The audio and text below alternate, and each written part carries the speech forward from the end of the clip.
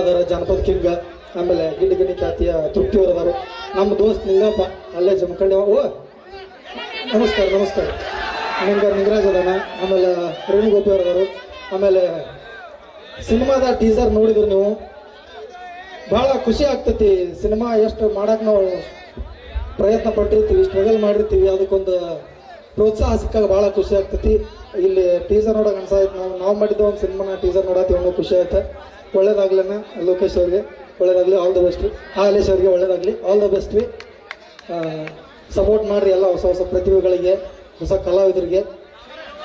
ನನ್ನ ಪ್ರಕಾರ ದೋಸ್ತಿ ಹೆಂಗಿರ್ಬೇಕಪ್ಪ ಅಂತಂದ್ರೆ, ಕಷ್ಟ ಬಂದಾಗ ಎಲ್ಲೋ ದೂರ ನಿಂತ್ಕೊಂಡು ಕೈ ಕಟ್ಕೊಂಡ್ರೆ ನೋಡು 10 ದೋಸ್ತಿಗೆ ಇರುಕಿತ್ತನು. ಕಷ್ಟ ಅಂತ ಬಂದಾಗ ಜೋಡ್ ನಿಂತು ಒಬ್ಬ ದೋಸ್ತ ಇದ್ರೆ ಸಾಕ.